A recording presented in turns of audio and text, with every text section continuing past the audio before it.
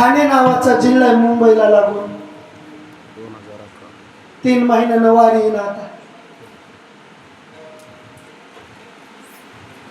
वारकऱ्याचा नियम होता, गावावरून निघायचं, आळंदीला पोचायचं, आळंदीत माऊलीचं दर्शन करायचं, प्रस्थान करायचं, माऊली बरं पंढरपूरला जायचं आणि पंढरपूरहून आळंदीला यायचं, मग घर बघायचं.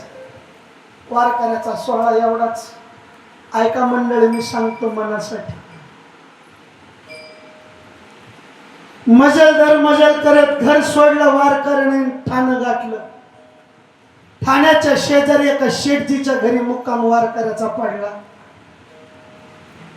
संध्याकाळ झाली, हरिपाठ झाला त्या शेठजीच्या घरात. शेठजीने सांगितलं, बाबा बसायचं जेवायला, लावा ताट. ताट मांडली, दोघं जेवायला बसणार. शेठजीच्या डोळ्यात पाणी आलं. वारकऱ्यानं पाणी बघितलं.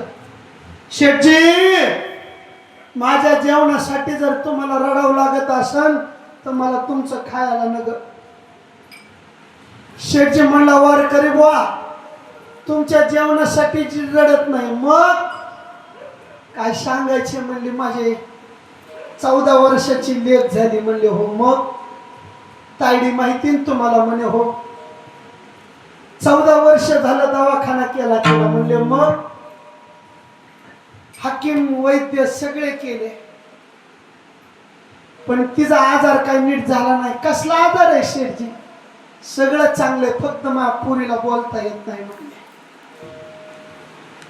एवढंच? म्हणे, हो. म्हणे, मी तुमच्या घरी जेवतो, पण एक शब्द देता का मला? मागा की वारकरी बुवा, काय पाहिजे? पैसा नको तुमचा, धन दौलत नग मला शेठजी. मग जेवतो एकाच आटीवर. तुमची पोरगी एकदा वारी लावता का माझ्यावर? एकदाच. शेठजी म्हणला, मरता कुछ नाही करता, देतो तुमच्या बरं लावून, फक्त तुमची लेक आहे मन सांभाळून आणा, ताण घेऊ नका त्याच. जबाबदारी घेतली, जेवण केली. दुसऱ्या दिवशी सकाळ झाली, तायडीनं बॅग भरली, बाबा चला वारीला. वारकऱ्याच्या डोळ्यात पाणी आलं. दारातल्या तुळशीला हात जोडला. तुळशी माय, तुझ्या साक्षीन लेकीला घेऊन चाललोय. तुझी काय म्हण आहे ती गारण तुझं तू ऐक. आता केलेला परमार्थ तुझ्या दारात. पुरी घराच्या बाहेर पाय ठेवलाय, पण आता ध्यानात ठेव, इथून पुढे तू आता आमच्या बरं नाही तर माऊलीची म्हणून चालायचं, ध्यानात ठेव. मनात माऊलीला घेतलं तिनं आणि माऊलीच्या आळंदीपर्यंत लेकरं दोघं चलत आली. ऐका मंडळी, नवमी जवळजवळ माऊलीच्या दारात आल्याबरोबर प्रस्थानचा दिवस उजाडला.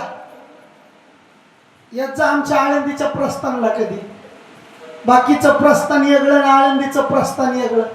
कधी 3 वाजता, कधी 9 वाजता, कधी 10 वाजता होत. का? आळंदीच्या प्रस्थानचा नियम आहे, जवळ माऊलीचा कळस हालत नाही तवर पालखी बाहेर निघत नाही. लेकिन ती प्रस्थान बघाय आता आली, तिनं कळस बघितला, डोळ्यात पाणी आलं. बास, माऊली चलन तुमच्या बरं. तुळस डोक्यावर ठेवली तिने.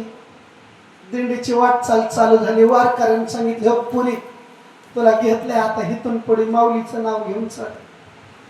पहिला मुक्काम झाला, दुसरा झाला, सासवड झालं, जेजुरी झाली, वालं झालं, लोणंद झालं, तोरणगाव झालं, बरड झालं, नातपुता आलं, माळशिरस, आता येळापूर आलं. वेळापूरचं उभं रिंगण चालू झालं, गोल रिंगण. दुसरं ठाकूरवाच रिंगणात मानाच्या दिंडी आल्या. पोरगी तशी वारकऱ्या बरं आली. ते रिंगण फिरलेलं बघायला लागलं. लोकांना वाटतं आपलं पाप पळून जावं म्हणून माऊलीच्या आधी चक्र हाणते रिंगणाला. सगळा वारकरी येडा हाणून येत होता. त्या ह्याच्यात ह्यो बी वारकरी आला. पोरीला म्हणले, जा 3 येडा हाणून येत. तिने तुळस घेतली डोक्यावर. माऊली माऊली मनात म्हणत आली. कडाला उभा राहिली. वारकरी म्हणला, हो तुझ्या परीक्षेची आता शेवटचा निकालाचा दिवस, अभ्यास कसा करायचा तुझ्या हातात आहे. काय वारकरी बुवा, मागच्या वाटाने आता पालखी येईन. पालखीला बघ म्हणे. हो आता आली का माऊलीला बघायची. तंबू दिसतो ना त्यो. हो त्या तंबूत माऊली गेली की बघायची. हो बाहेरच्या रिंगणानं पहिल्या 27 दिंड्या आल्या. वास्काराचा झेंडा दिसल्याबरोबर वारकरी म्हणले, ए पुरी माऊली वारकरी आली बघ. माऊली त्या पुरीनं माऊलीच्या पालखीकडे बघितलं. पालखीतून माऊली बाहेर आली. त्या छत्र चामरात माऊली फिरवून आली. पहिला येडा पडला, दुसरा येडा चालू झाला. आणि आता वारकरी जेव्हा त्या छताकडे पाऊलकी चालली तेव्हा एक वारकरी ओरडू लागला, माऊली माऊली माऊली.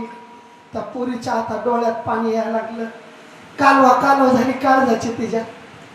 18 दिवस चलत होती कानो फक्त जय घोषायचा, माऊली माऊली. काळीच भरून आलं. माऊली वाटचाल करीत तुमच्या बरं आले. मग इच्छा एवढीच आहे, अख्खं गाव जग माऊली म्हणतंय, मला बी माऊली म्हणता आलं पाहिजे. तिनं वारकऱ्याकडे बघितलं. वारकऱ्याने तिला जय हरी घातला. पुरी माझं काम म्या केलंय, तुझं काम त्या छताखालची माऊली करणारी तिकडे दिन आवाज सांग. जशा माऊलीनं आतलं रिंगण घेऊन छताखाली आली तशी पोरगी कावरी बावरी झाली. त्या छताका बघू लागली.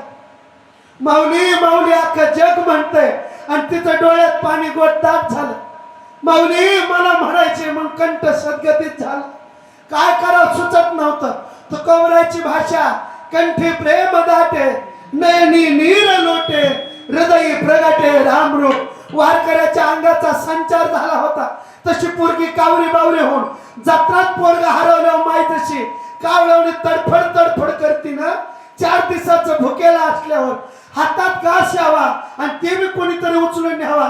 जसं काळी तडफड करत ना, पाण्यातून मासोळी बाजूला काढल्यावर जशी ती कालवा करते ना, तशी त्या पोरीची कालवा चालू झाली.